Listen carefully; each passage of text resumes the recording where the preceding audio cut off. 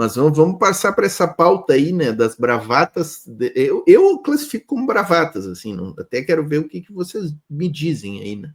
Groenlândia, né, anexar Canadá, a estrela 51 na bandeira, Canal do Panamá, tomar o Canal do Panamá, mudar o nome do Golfo do México para Golfo das Américas, né?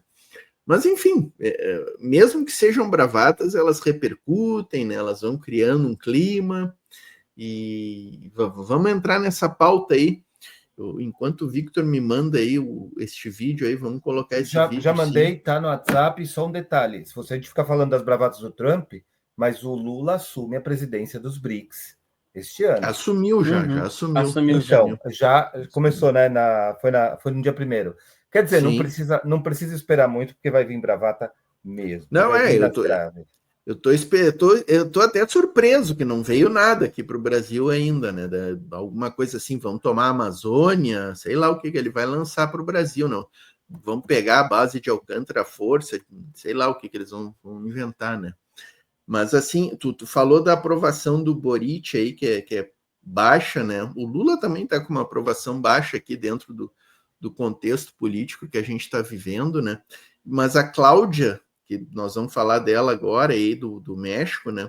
A Cláudia está com 80% de aprovação. Hoje eu li uma reportagem que ela seria a líder mundial com melhor nível de aprovação, né? Então, interessante isso aí, né? Com 100 dias de governo, né? Deu sequência lá para as manhaneiras acho que mudou o nome, não é mais manhaneira agora, mas ela continua de manhã cedo fazendo ali a conversa com o país nos meios de comunicação do governo, né? E, enfim, tá enfrentando aí essa chuva de ameaças, né, do Donald Trump. Contra o México, acho que ele já fez umas 3, né? Elevar tarifas, agora essa do Golfo, mudar o nome, e tinha uma outra. A reportagem do New York Times dizendo que me esqueci o nome da droga, aquela que está inundando lá os Estados Unidos. Fentanil. New York Times fazendo uma série de reportagens, né? Dizendo que o fentanil seria o México, o governo do México até estaria envolvido na questão toda, mas é aquela história, né? E o New York Times, que nunca foi, não é aquele jornal assim, o Washington Post, que é o jornal oficialista, né, do governo estadunidense, do imperialismo. O New York Times é tipo uma Folha de São Paulo estadunidense, assim, não é ele tem alguns coloridos progressistas, assim, né, mas tá baixando o nível aí, né? Quem é que entra nessa pauta aí das trumpadas aí? Eu posso entrar e vamos pro vídeo, né? Vamos pro vídeo primeiro. Vai. Melhor ouvir ela falar. O que você acha? Espera aí, deixa eu ver se eu posiciono aqui o vídeo. Não, então, eu tinha curiosidade de entender como é que funciona as redes sociais no México, sabe? Porque se você pegar pela lógica, o governo Andrés Manuel, ele teve um foco muito grande na retomada da empresa petrolífera, na Pemex. A primeira luta dele contra a máfia foi o tal dos roticoleiros, que eram os caras que roubavam combustível dos canos de dutos de óleo e gasolina, e o aumento real do salário mínimo da capacidade de consumo das famílias mais pobres. Se eu entendi bem, uma vez por semana eu pesquiso lá a jornada por um trabalho profissional que eu tenho que fazer. Se eu entendi bem, uma das metas do governo Cláudia é buscar a autossuficiência dos alimentos básicos. Por incrível que pareça, o México importa milho e feijão. Por incrível que pareça. Então está com um plano muito grande em linguagem aqui do Brasil, seria de agricultura familiar e camponesa ou de agricultura em escala para abastecimento interno. Mas como é que opera as redes sociais e como é que dá para ter tanta popularidade com um duopólio de TV Azteca e Televisa? A gente tinha que entender, já passo para o Vitor, eu tinha que entender um pouco essa forma de comunicação política no México, que é um país muito fragmentado. São 32 estados, num território que é 1/3 do Brasil. E o Morena é maioria de 32 em 27, se não me engano. É um negócio assim, surreal, sabe? Enfim, era um exercício de compreensão, até para trazer para cá. Eu não estou tão pessimista assim, sabe? Eu acho que pelas piores ferramentas de comunicação política, Lula vai sobreviver e vai ganhar a reeleição. É a minha expectativa, tá? Até pela ausência da direita. Mas eu queria entender, só para fechar, essa comunicação política da coalizão Morena, como é que ela se organiza? Perdão, já te passo a palavra, Victor, mas eu vi uma entrevista, acho que até comentei aqui no programa, lá na semana que eu assisti, que foi com Paco Inácio Taibo, né? Que ele é um cara que... Baita autor, né? Produtor, faz documentários também, né? E ele é o diretor do equivalente ao Ministério da Cultura, não é o Ministério da Cultura, é de uma fundação de cultura que existe lá no México. E ele explicou essa questão aí da educação política que o governo do Obrador fez lá no México, né? E ele diz que esse fundo de cultura ele se espraiou muito e se pulverizou muito em várias ações pelo México todo, criando bibliotecas comunitárias ali e fazendo várias iniciativas de educação política do povo, né? E, inclusive, ele disse que o objetivo agora no governo da Cláudia era utilizar os outros aparelhos estatais, tipo os postos de saúde, os postos de previdência social, para dar uma acelerada nessa educação política do povo. Então, eu achei muito interessante aquilo ali que ele falou. É um dos meios que eles usam, né? Mas eu também fico curioso, que nem tu, sobre a questão das redes sociais, né? Como é que funciona no México, porque... Victor, vai. Acontece, Luiz, Bruno, que o governo do López Obrador, ele fez o que a Perseu Abramo está tentando fazer faz muito tempo, que é a educação de redes sociais para a esquerda. O que eles fizeram foi ensinar e transformar esse aparelhinho aqui, ó, em uma ferramenta de divulgação de informações de redes sociais, informações políticas. A Perseu Abramo está levando, sei lá, os últimos 6 anos, mas ela está numa subida, porque eu conheço alguns dos cursos e eles estão sempre tentando educar, Luiz, a pessoa que é terceira idade, adulto, em redes sociais, para fazer o tipo de comunicação que os jovens hoje em dia fazem intuitivamente. O que o López Obrador fez de diferente não, ele usou os jovens para falar com as pessoas maiores. Em vez de ele transformar as pessoas com mais idade em potenciais influencers, ele deu potência para os jovens para fazer isso. Então, teve um trabalho, eu falo isso porque eu tenho amigos que moram no México, às vezes eu pergunto, cara, como é que vocês conseguem? Ele fala, é que aqui, por exemplo, você entra no Instagram ou você entra no Facebook, principalmente Facebook, TikTok, que funciona no México, você entra e todo mundo está falando da mesma coisa. E você acaba sabendo. E o governo tem gente que fala dessas coisas nas redes sociais. Então, bom, considerando que o México tinha que pagar taxa especial, eu acho que eu vou me somar ao pedido do Bruno para a gente poder ver o vídeo da Cláudia. Vamos ouvir. Esse vídeo é lindo de morrer. Vamos ao vídeo. A Janete está dizendo aqui, ó, que o México não tem uma extrema-direita com senha do poder.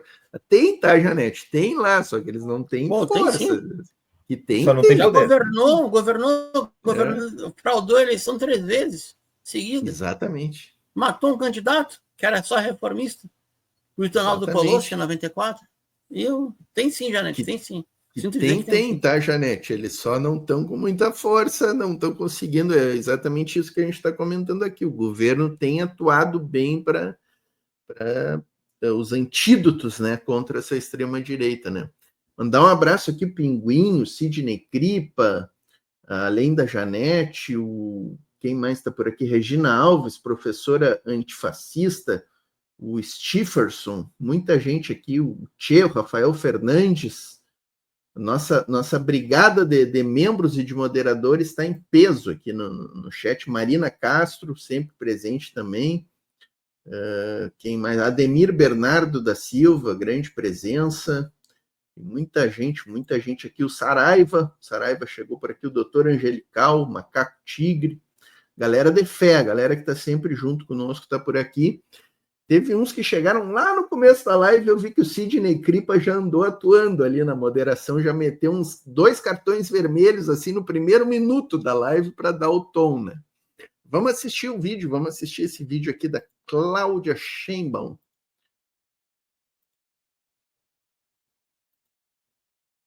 Opa, acho que está sem áudio. Deixa eu ver. Feliz que es día hoy, miércoles. Digo, obviamente, Golfo de México es reconocido el nombre por Naciones Unidas, un organismo de Naciones Unidas, pero el siguiente, ¿por qué no le llamamos América Mexicana? Se oye bonito, ¿no? Con el respeto debido siempre, pues a lo mejor ayer tuvo una mala información y piensa que todavía gobierna Felipe Calderón y García Luna. En México gobierna el pueblo y vamos a colaborar y entendernos con el gobierno del presidente Trump, estoy segura de ello, defendiendo nuestra soberanía como país libre, independiente, soberano y colaborando en todo lo que podamos colaborar. Tá aí, vídeo do New York Times, viu ali? Interessante. É um vídeo do governo mexicano que o New York Times distribui através do canal dele em espanhol, que é o que eu sigo. Sim. Uhum. Baita vídeo, baita resposta, né? E, enfim, né? Mas por trás dessa bravata, né? Por trás dessa bravata tá o petróleo, né, o Victor e Bruno, ou não? Acho que tem muita coisa, sabe? Porque o México tem, dentro dos Estados Unidos, que ali naturais. No Golfo, só para explicar, né, que Golfo do México ali tem muito petróleo, né? Inclusive os Estados Unidos já explorou todo o potencial da parte dos Estados Unidos, eles já exploraram, e a parte do México ainda há muito para ser extraído ali, né? Eu li alguma coisa sobre isso essa semana, não sei se procede. Pode ser, né? É que é por direito territorial, sabe? Então, a plataforma, ela vai ter a plataforma continental do Golfo, ela vai ter áreas comuns e áreas limítrofes ao Texas, que era México, foi uma independência de 10 anos, depois foi anexado aos Estados Unidos, e toda a costa, por exemplo, de Veracruz, que é a costa mais importante do Caribe mexicano. Eu acredito... Não, gente, não, calma, não é assim não, calma. Eu acredito que seja um fator múltiplo, tá? Então, primeiro, o México tem 36 milhões de cidadãos dentro dos Estados Unidos. 10% dos Estados Unidos é mexicano. Seja de naturais, seja de descendentes. É um poder interveniente muito forte, se eles quiserem trabalhar com isso. O governo mexicano, antes da bravata do Trump, instaurou um sistema de alerta para a perseguição do anti-imigração. É um dispositivo que vai estar no celular dos mexicanos lá residentes. Ao mesmo tempo, os gringos reclamam, né? O fentanil entra no nosso país. Primeiro que os Estados Unidos é o maior mercado consumidor de droga do planeta. Na maior população. Tem 1,4 bilhão na Índia. Tem 300 milhões nos Estados Unidos. Os gringos consomem mais droga que a Índia. Então alguma coisa está errada aí. A drogadicção é um problema de saúde pública nos Estados Unidos. Se eu for para a história recente, quem cria o narcotráfico moderno nos Estados Unidos é a máfia italiana a mando dos Estados Unidos. Se instaura em Sinaloa para isso. Para abastecer as tropas estadunidenses, inclusive com as anfetaminas para a Segunda Guerra Mundial, para a campanha do Pacífico. Mas o que eu acho que é mais importante colocar é o seguinte: o poder interveniente dos gringos no México ele ainda é muito grande. Eu só acho, eu espero estar vendo o mundo colorido ainda, não sei se vocês vão concordar comigo, é que o Trump cresceu o olho. Se ele ameaça o México, fica por isso mesmo. Se ele ameaça o Panamá, fica por isso mesmo. Esse é o problema nosso da América Latina. Agora ele cresceu. Ele quer a Groenlândia, ele quer o Canadá, quando ele fala que ele quer o Canadá, o que ele está dizendo? Ó, não tem que ter NAFTA, coisa nenhuma, vocês vão pagar tributo para nós e podem ser um estado associado como Porto Rico. Uma coisa assim, tá? E ele já arrumou briga com a União Europeia, já vai arrumar briga com a própria OTAN. A minha leitura, eu encerro com isso para não me estender, é o seguinte. Vou falar o que eu falei na TV russa, não gostaram muito, mas eu falei. A Casa Branca com Trump está enxergando o mundo mais ou menos assim, como se fosse a corrida entre o último quarto do século XIX e o entreguerras, ou o pré-Primeira Guerra Mundial e depois do entreguerras. Existem 3 potências no planeta. Nessa ordem, Estados Unidos, China e Rússia. A China é econômica, mas não é militar. A Rússia é militar, mas não é econômica. A China e a Rússia é econômica e militar, mas não é nem financeira, nem cibernética. Os gringos são a potência financeira, a potência militar, a potência cibernética. Então, eles teriam direito a seu espaço vital. Qual é o espaço vital da Gringolândia? As Américas. É deles, ponto, acabou. O que tiver lá é a doutrina Monroe, a base do porrete grande cibernético atual. Ele não falou, mas ele quis dizer isso. O Ernesto Araújo, quando fez um discurso de posse, o boneco do posto lá do chanceler do Bolsonaro, ele fez um discurso fascista. Ele não falou que era, mas era um discurso fascista. Ele citou Marinetti, ele citou a Nova Itália, ele citou todos os elementos de um discurso proto-mussoliniano. Depois disso, queria ser um pária mundial, que é um estilo Mussolini. O que o Trump fez nas suas falas até agora não é nem neofascismo, é o Woodrow Wilson, Destino Manifesto da América, que resolve a sua Segunda Guerra Mundial, a sua Guerra Civil, e agora quer brigar por uma potência. Então, briga com a Espanha, toma Cuba, toma Porto Rico, toma Filipinas, vai morder um naco da costa do Pacífico chinês, vai morder um naco da Península Arábica, e a América já é deles, né? Diplomacia das canhoneiras ou dos fuzileiros navais, agora diplomacia do lawfare, das redes sociais. Foi como eu li, tá? Só que ele mordeu muito. Se ele morde do México para baixo, sinceramente, o Ocidente ia fazer algo. Mas depois dessa... Enfim, eu acredito que para nós foi muito bom o que aconteceu, para nós como latino-americanos, embora nos coloque de cabelo em pé, porque tem que ter um nível de atenção muito grande. É isso. Isso aí. Victor, mais algo a De minha acrescentar? parte. Eu acho que sim, eu acho que, Bruno, a gente tem que considerar uma coisa muito importante. Se bem a análise que você faz dos 3 principais atores mundiais é importantíssima, é fortíssima e tem que ser considerada como uma base, tem sempre aquele contexto que eu trago aqui no programa, que é onde os Estados Unidos abrem um espaço, a China chega e compra. A gente já está falando basicamente que as minas de lítio que tem na Bolívia, que tem no Chile, é capital chinês. O capital chinês no Brasil também está. Se você perguntar quem são os BRICS hoje em dia, é a China e o resto. Nada contra o Brasil pode estar na presidência, mas todo mundo quer negociar em chinês. E as bravatas do Trump começou quando ele falou que quem não negociar em dólar vai pagar 25% mais. Eu acho que a gente não tem que esperar. Ele já deu a primeira bravata. E esse recado é para o Brasil, é para os BRICS, esse recado é para qualquer um que não quiser negociar em dólar. Esse recado também é para a OTAN, também é para a União Europeia, porque eles negociam em euro. E ele já está falando, o dólar é minha moeda. Se você não quiser fazer com dólar, você vai pagar mais para vender para mim. Porque é o grande importador. Você vai para um supermercado dos Estados Unidos, Luiz, eu chego a ficar assustado. Eu chegava a ficar assustado. Você vai naquele sacolão, você vê a fruta que tá legal, mas não tá perfeita. Não existe isso lá. Lá é só fruta perfeita.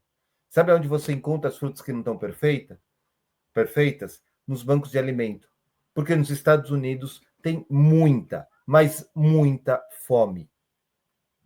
Você sabe, tem uma peça de teatro... Eu não vou achar o vídeo hoje, é impossível para mim, mas é capaz de eu ter nas minhas redes, na qual um personagem fala da Broadway.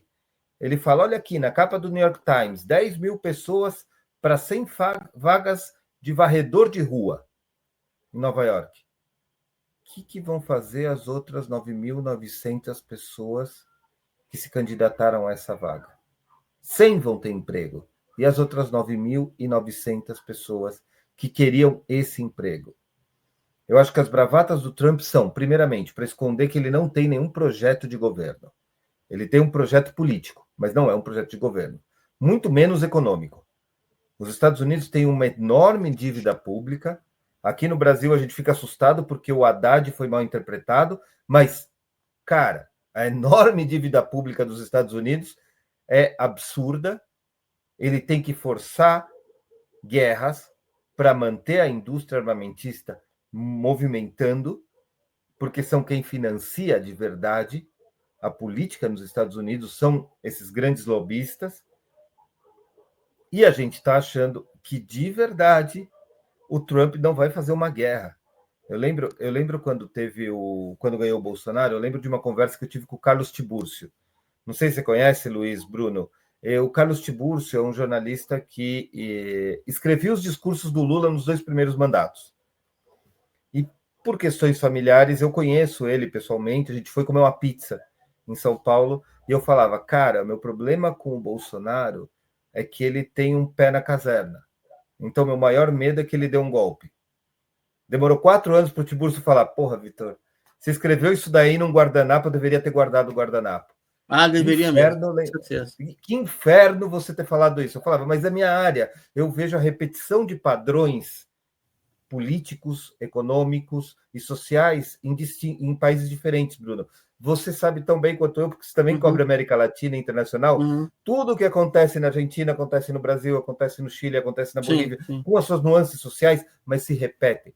É muito difícil você falar do estagido social do Chile sem você lembrar de 2013, o passe livre no Brasil. Começou do mesmo jeito, quase terminou do mesmo jeito.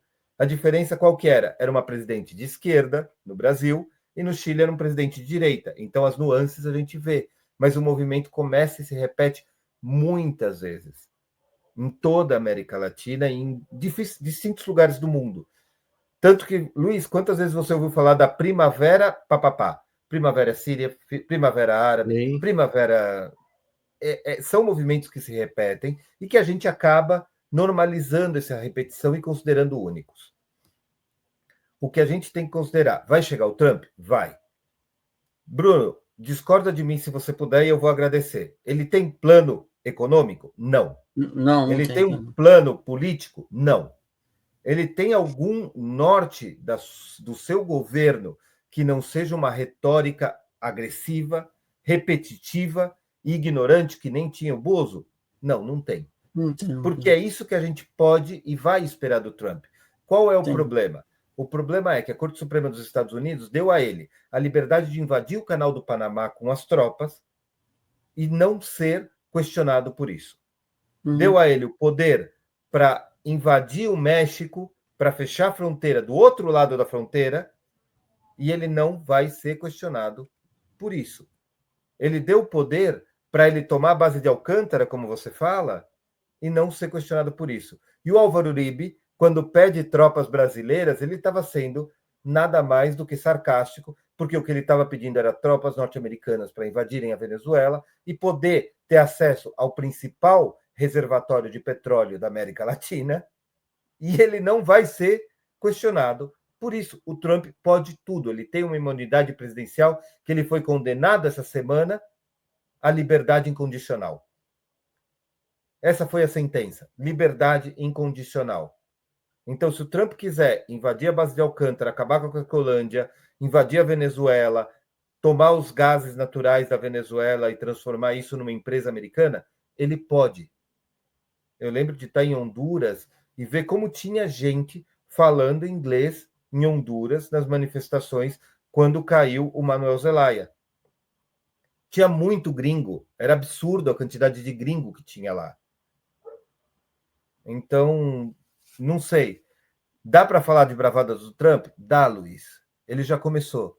Foi quando ele ameaçou aumentar e taxar em 25% qualquer tipo de negócio que não seja feito em dólar. O Trump é aquele cara que a gente... Eu me lembro quando eu era jovem, né? Quando eu era jovem, quando eu era um guri, tinha aquela história, imagina se a bomba atômica cai na mão de um líder maluco, de um louco, né? O Trump é esse cara, né? Não digo em relação à bomba atômica, mas ele tem o exército dos Estados Unidos ali para... Né? Ele é o comandante do exército estadunidense agora, né? O Trump é aquele presidente que imprime golpe de Estado no Planalto, né? Pois é, a minuta do golpe, né? Eu acho que tem a diferença que a gente está acostumado com um presidente dos Estados Unidos que é um cínico, ele faz um teatro da política. Agora não, agora o personagem é um escroque. Né? Ele tira Cuba da lista terrorista uma semana antes de acabar o mandato, né, o Bruno? O presidente ele faz esse tipo de jogada, né, em defesa da diversidade, caramba, 4. Mas eu acho importante colocar, de repente, daria até para outro debate, sabe? Porque talvez a maior motivação do Trump hoje, posso estar errado, tá? Seja o cenário doméstico dos Estados Unidos. Porque no primeiro mandato, ele ganhou perdendo no voto popular. Agora não, ele agora ganhou no voto popular e no colégio eleitoral. Então, ele já conseguiu a concessão das grandes plataformas para desapegar qualquer tipo de relação com a verdade dos fatos. Eu realmente acredito que hoje o primeiro passo do Trump é criar uma situação de comoção doméstica, tentar de alguma maneira jogar... Porque, cara, a economia dos Estados Unidos melhorou com o Biden. A verdade é essa. Mas não melhorou substantivamente.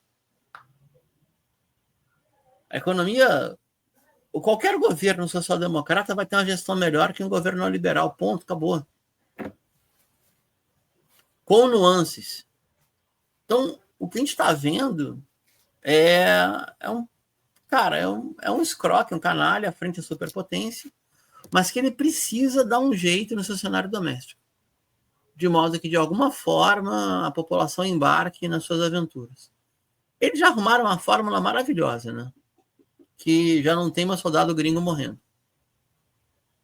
Depois do Iraque, acabou a farra, acabou isso, né? Então, eles precisam ter operadores, tal dos proxy wars, né? Ter aliados estratégicos para poder cometer os seus crimes de guerra, fazer suas operações, também tem seus interesses próprios.